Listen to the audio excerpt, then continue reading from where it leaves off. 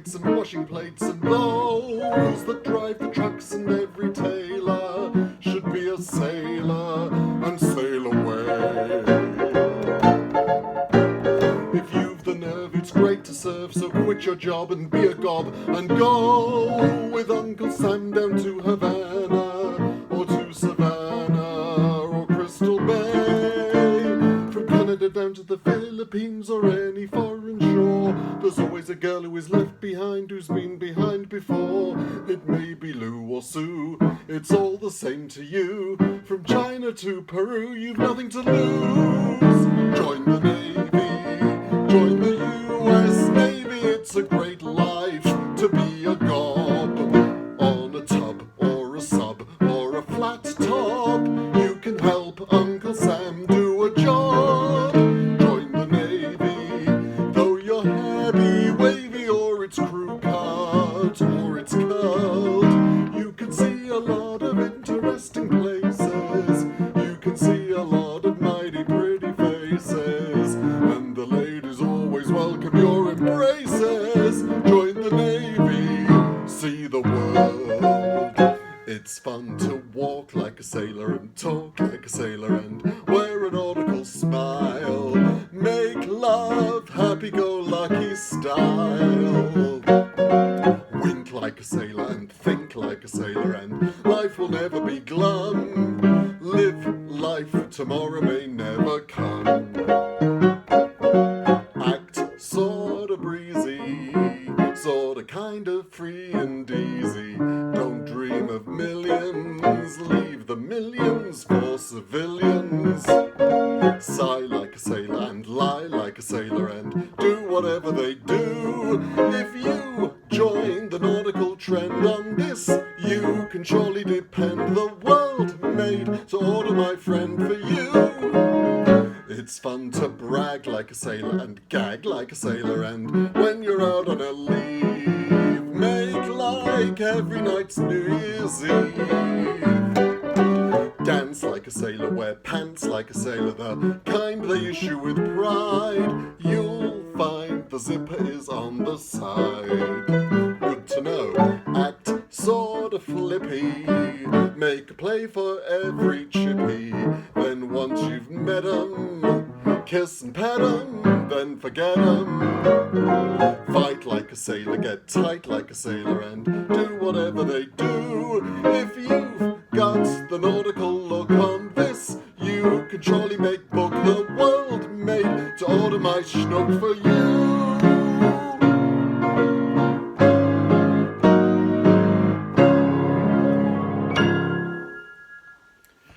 Good morning. It's Tuesday, the 29th of December, and today we've joined the US Navy.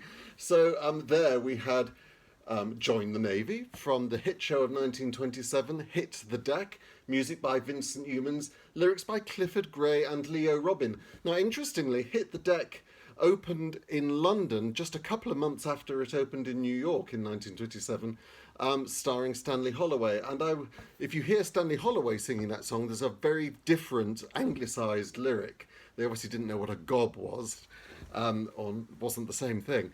So I wonder whether Clifford Gray did the anglicisation of the lyrics and Leo Robin did the American lyrics. I don't know. Perhaps you do. And then last week we met the show Ankles Away, you may remember, with that sister act. And Walk Like a Sailor is another song from Ankles Away by Sammy Fain and Dan Shapiro from 1955. Now, you might be wondering why have we joined the US Navy this morning? And of course the answer could be just why not? But there is a reason. Now, in the first 75 programmes, one of my most performed composers was Richard Rodgers, and I don't think I've been playing any since we've resumed. Now, as a youngster, this was one of my absolute favourite LPs. This is Richard Rodgers conducting the New York Philharmonic, and on the record there's the Carousel Waltz, the March of the Siamese Children, Slaughter on 10th Avenue, and a medley of Richard Rodgers waltzes. And you may remember we've performed all of those this year. Or I've performed them. And there's one other piece on here, though, that we haven't performed, and that is Victory at Sea, which is this, Richard Rodgers, Victory at Sea. Now, you might wonder what this is going to be. So here's Todd Purdom in his book about Rodgers and Hammerstein, Something Wonderful. Here's what he has to say about it. In the fall of 1951, the head of NBC's entertainment division approached Rodgers about writing a musical score to accompany a 26-part documentary film series that the network had commissioned about the Allied naval campaign in World War II, to be called Victory at Sea. At first, Rodgers was wary. The project would require something approaching 13 hours of music, by most measures the longest single symphonic suite ever composed.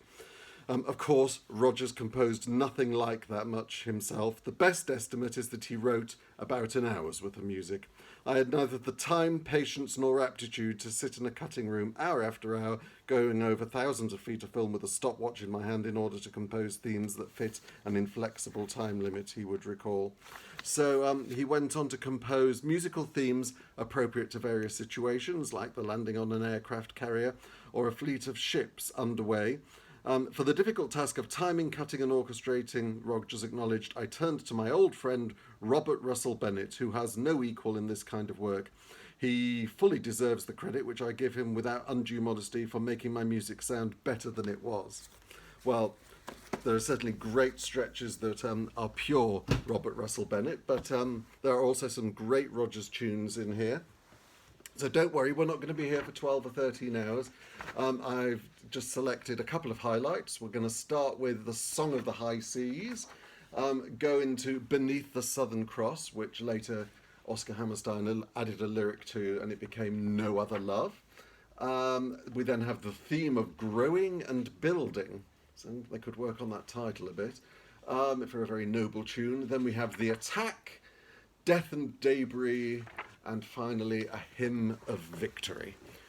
Richard Rodgers, Victory at Sea.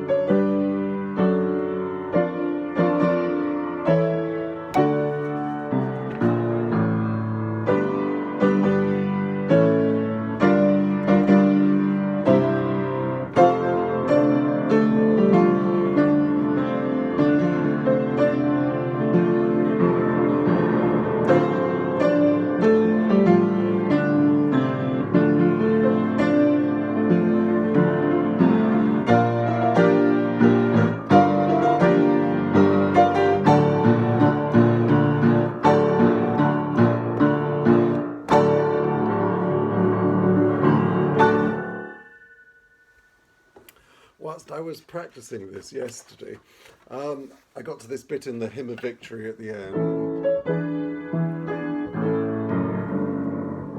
and I was suddenly reminded of this, Benjamin Britten's Noah's Flood, written just a few years later in 1958, and during the Great Storm, he has a Passacaglia, which goes underneath for